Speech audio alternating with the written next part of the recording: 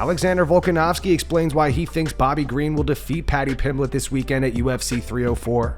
Yeah, I expect Bobby Green to be the favourite. He's obviously fought a lot of the top guys. Stylistically, still going to be a pretty hard fight. Can Paddy Pimblett do it? Yes. I think his only way of winning is taking him to the ground. I find that's going to be hard. Again, I like Paddy Pimblett. I like Bobby Green. I like all of them. I'm always in a position where I need to choose, right? Now, I'm trying to keep these wins rolling. As I said, I'm on a roll with these picks, so I've got to keep them going. For you guys. So I'm going to have to go with Bobby Green. I think he's going to be the safer bet here. It's a 3-rounder, right? Yeah, it's going to be a 3-round fight. Paddy Pimblett, yeah, I find it's going to be hard for him to take him down and get a finish. Can he go and upset, hometown? You know what I mean? Crowd's getting. I don't think that's going to faze Bobby Green. Again, Bobby Green's going to put himself in positions where Paddy Pimblett's going to feel he can fire and going to, lull him into shots. I guarantee you we're going to see that pretty much straight away. I feel Bobby Green's going to hit him, hurt him. Maybe Paddy Pimblett would start trying to look for the shots straight after that. Does he get him? Or does he get hurt straight away? I'm not sure. So can it be a finish? I think it can be a finish for Bobby Green. Like Paddy Pimblett will be pretty tough. I think Paddy Pimblett's tough. So that is going to be my pick for that one. I'm going to go with Bobby Green, just Bobby Green to win. I'll leave it at that.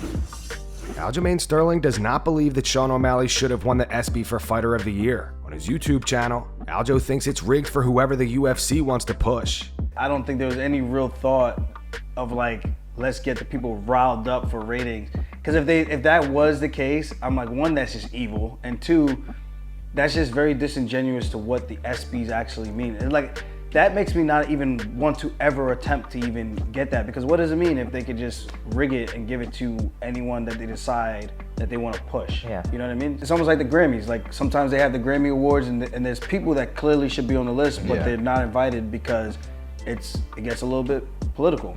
So it's just weird in that regards. So then it's like, is the Grammy really the best of the best if you're gonna exclude certain people that deserve to be in the conversation? And that's all it is. Even I'm sure Pereira was in the conversation in that room, but to go and say, this guy has had 3 fights, this guy had 1, he sat out for 11 months, and we're gonna give it to this guy, it's just crazy. Because I just think to be Fighter of the Year, to fight 1 time and then get an award like that is kind of just, I don't know, it's kind of backwards to me. It's kind of like being pound for pound, that whole conversation, which is never gonna end, yes, because of course. No one agrees on what the set criteria. Someone needs to just sit down and say, this is what pound for pound means. If you have a different definition of it, then okay. Yeah. But this is what it actually means. And it's supposed to be, if all things were created equal with your skill set versus another person's skill set, if size was not a factor, who would win? Yeah. And I know Usman was kind of coming at Pereira for it, saying he would just like to see him show a little bit more versatility, yes. which is totally fair. Yeah. But with his skill set, if he could do that at any Every weight class, it does not matter. I agree with that. Because he's knocking guys out. Michael Venom Page is interested in fighting Kamaru Usman next. MVP says regardless of the recent loss to Ian Gary, he believes one good win will get him back into the title picture. I would still go for someone like a Usman. He's number 1 ranked. And my thing is, the only reason I keep saying this as well is because he doesn't seem to be in line for a fight, so I'm not sure what he's doing. I mean, I don't really see anybody calling him out, or there's even a talk of anything happening with him. I don't know if he's staying in the division, but if he is going to be staying in the division, then, why not? If he's happy to take the fight, then why not? But yeah, there's loads of other names, but I'm talking about just getting one back in with somebody credible, and then just getting straight back to where I want to be at. So someone like him makes the most sense if he allows it, if the UFC allowed it. I'd say end of the year. Give me a little bit of time to kind of prep properly. The end of the year, so November, September, November, which is around the corner really, but yeah, I just want to get back in.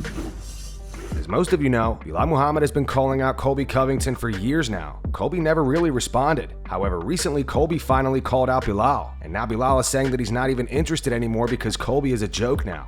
Belal said that was honestly the funniest thing. I'm not even going to bring attention to it because then I'm going to have a back and forth with him. This guy's a joke now. He understands he's a joke now. So he's trying to go out there and call out these bigger names now. He's calling out me. He's calling out Charles Oliveira. Ian Gary's not worth it. Why? Because Ian Gary's a bad matchup for you? He knows that if he loses one more fight, it's over. How terrible that last fight was. He's desperate for something. He's desperate for a win. I think he's going to sit there and wait. Maybe he's going to call out a featherweight or somebody and hope one of those guys bite on the bullet.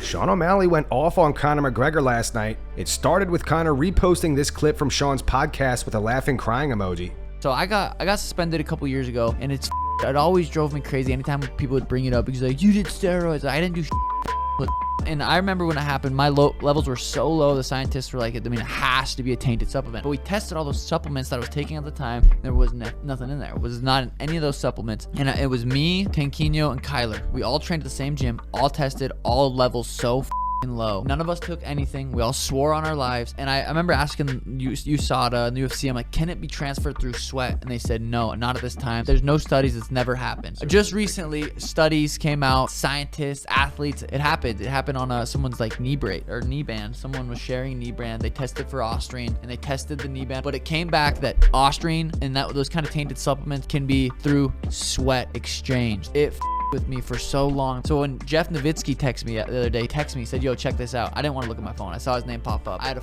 heart attack. I looked at it. He sent me the article. He said, look at this. And we know exactly who the it was, or we have a good idea. Me, Tank, and Kyler all trained comp training, jiu-jitsu. These guys that they were open about it. Yeah. They were on. They took it. They take it. And I was like, bro, that was such a relief. So again, Conor just reposted that clip and wrote a single laughing crying emoji. This prompted Sean to go off on Conor. Sean first posted this, an article that reads evidence of Ostrine cross-contamination via sweat. He followed up with, miss the old Conor. You fell off, bud. Still a fan though. I actually don't care that you are 1-4 in your last 5. I'm still as excited to watch. Hope the toe is feeling better. A fan replied, Sean, do you think Conor is gay, yes or no? Sean replied, no, I think he's a though. Sean then posted this. It's a Google search of definition of jealous. He ended it off saying, Conor isn't in anyone GOAT talk. Entertainment, yes, but skills, no. Has a really good left hand, cardio, weak jits, decently athletic, mentally weak, drug addict, needs rehab, 1-4 in last 5 fights. Still a fan though. Hope toe heals up.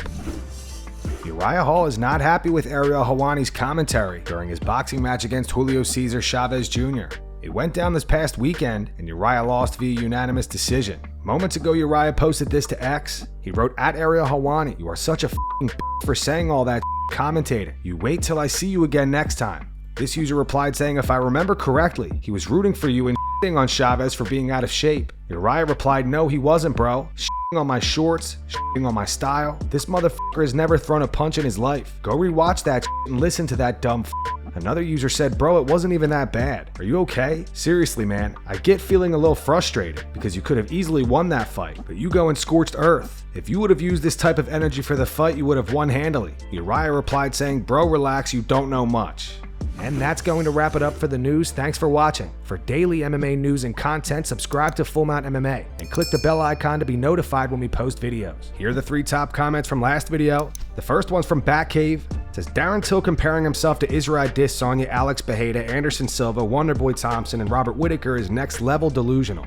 The second one's from Witty9182. It says, Buckley gotta calm down. No way he's that butthurt that Wonderboy was willing to fight him. They are fighters, for God's sakes, that's what they do. And the final one's in reference to the footage of Khamzat Chimaev and Arman Tsarukyan having a face-off. It says, Khamzat everywhere and anywhere but the octagon. Those were the 3 top comments from last video. If you want to be featured in the next one, all you have to do is comment down below. And if you missed yesterday's news, click the video on screen right now to get caught up.